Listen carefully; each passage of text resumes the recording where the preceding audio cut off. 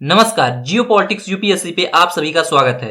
Recently चीन और Italy के रिलेशनशिप को लेकर के एक बहुत बड़ी न्यूज निकल कर आ रही है। ये बताया जा रहा है कि इटली चीन के ambitious belt and road initiative से बाहर निकल सकता है। इटली चीन को एक करारा झटका देने वाला है। तो इटली की प्राइम मिनिस्टर जॉर्जिया मेलोनी इसका संकेत दे चुकी है कि इटली जल्द ही चीन के BRI प्रोजेक्ट से बाहर निकल जाएगा। और इसका संकेत उन्होंने दिया था भारत में G20 मीटिंग के दौरान, जहां पर उन्होंने मीडिया से बात करते हुए भी इस बात का जिक्र किया था कि बेल्ट एंड रोड इनिशिएटिव किस तरीके से इटली को नुकसान पहुंचा रहा है। फिलहाल के समय में इटली BRI से निकलने का कोई फैसला नहीं लिया है, लेकिन आगे इसको लिए जाने की संभावना है। तो हम इस वीडियो में जानने का प्रयास करते हैं कि इटली ऐसा डिसीजन क्यों लेने जा रहा है, इटली के ऊपर क्या प्रेशर है, क्यों इटली को चाइना के इस बड़े प्रोजेक्ट से नुकसान हो रहा है, पूरा यूरोप का इटली के ऊपर क्या प्रभाव पड़ा है, जानते हैं इस वीडियो में डिटेल से। लेकिन आगे बढ़ने से पहले यदि आपने अभी तक हमारे चैनल को सब्सक्राइब नहीं किया है तो हमारे चैनल को सब्सक्राइब करना न भूलिएगा, साथ ही साथ बेल आइकन को भी प्रेस करना न भूलिएगा।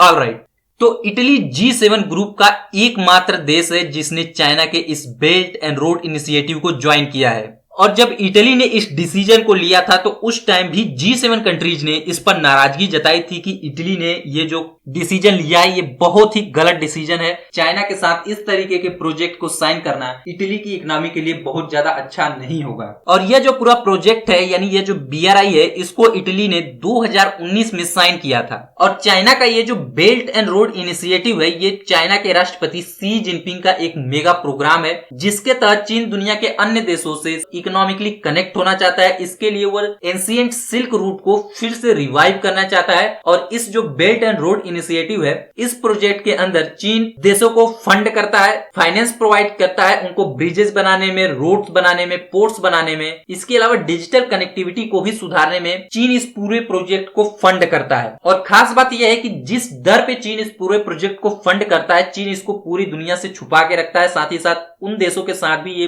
पहले से ही कॉन्ट्रैक्ट साइन करता है कि जिस दर पे चीन उनको लोन प्रोवाइड कर रहा है इसके लिए, वो कहीं भी शेयर नहीं करेंगे। तो एक तरीके से ओपेक तरीके से चीन इस पूरे प्रोजेक्ट को फंड करता है। तो इसमें ट्रांसपेरेंसी बहुत कम होती है और इसी कारण से ये देखने को मिलता है कि कई सारे देश चीन के इस BRI के चक्कर में डेट ट्रैप में भी फंस चुके हैं। तो G20 मीटिंग के दौरान हुआ क्या है, तो देखिए G20 मीटिंग के दौरान जब इटली की prime minister Giorgia Meloni Bharat में आई तो उन्होंने चीन के काउंटर पार्ट यानी जो चीन के प्रीमियर आए हुए थे उनके साथ G20 के साइडलाइन उन्होंने बैठक की। और वहां पे उन्होंने ये संकेत दे दिया चाइना को प्राइवेट रूप से कि इटली चीन के इस एम्बिशियस प्रोग्राम से निकलने का प्लान बना रहा है। इसके अलावा इटली की प्राइम मिनिस्टर ने जब G20 मीटिंग के दौरान प्रेस कॉन्फ्रेंस किया तो उनसे भी ये सवाल पूछा गया तो उन्होंने ये बताया कि जो यूरोप के देश हैं उनका भी चाइना के साथ रिलेशन है और बहुत ही अच्छे रिलेशंस हैं, वो भी तब जब उन सभी देशों ने BRI को साइन नहीं किया है। तो उन्होंने ये संकेत दे दिया है कि हम यूरोप के इसी रास्ते पर आगे बढ़ने वाले हैं, चीन के BRI प्रोजेक्ट से बाहर निकलने वाले हैं। चीन के साथ उनका रिलेशन तो रहेगा लेकिन BRI प्रोजेक्ट में वो शामिल नहीं रहेंगी। तो अब प्रश्न आता है कि क्या यह पहली बार है जब BRI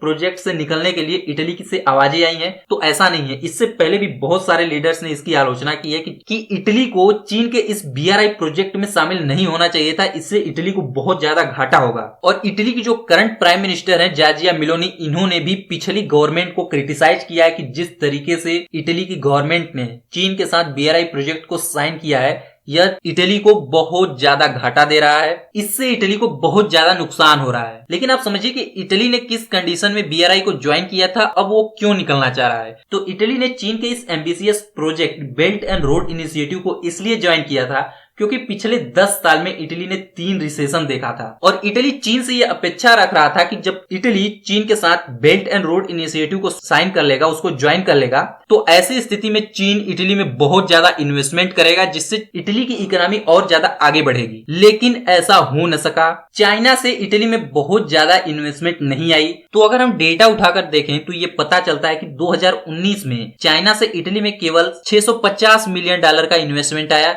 इसके बाद 2021 में ये घटते घटते केवल $33 मिलियन तक ही रह गया। और साथ ही साथ इटली को ट्रेड में भी चाइना से घाटा होने लगा। जब से BRI प्रोजेक्ट में इटली शामिल हुआ है तब से चाइना उसको 4 गुना ज्यादा गुड्स का एक्सपोर्ट कर रहा है। चाइना से उसको ट्रेड में घाटा हुआ है। तो यदि हम इटली का BRI को ज्वाइन करने से पहले चाइना के साथ ट्रेड को देखें तो BRI को ज्वाइन करने से पहले इटली चाइना को लगभग 14.5 बिलियन यूरोज का एक्सपोर्ट करता था। BRI को ज्वाइन करने के बाद यह थोड़ा सा बढ़ा और 18.5 बिलियन यूरोज के आसपास पहुंच गया। इटली के BRI को ज्वाइन करने से पहले चाइना इटली को 13.5 बिलियन यूरोज का एक्सपोर्ट करता था, लेकिन BRI को ज्वाइन करने के बाद ये बढ़ करके 51 बिलियन यूरोज के आसपास हो गया। तो यदि हम इटली के एक्सपोर्ट के साथ चाइना की तुलना करें तो जितना इटली का एक्सपोर्ट चाइना को बढ़ा उससे 4 गुना ज्यादा एक्सपोर्ट चाइना का इटली को बढ़ गया। तो इससे ट्रेड में इटली को बहुत ज्यादा घाटा हो रहा है। तो इसलिए भी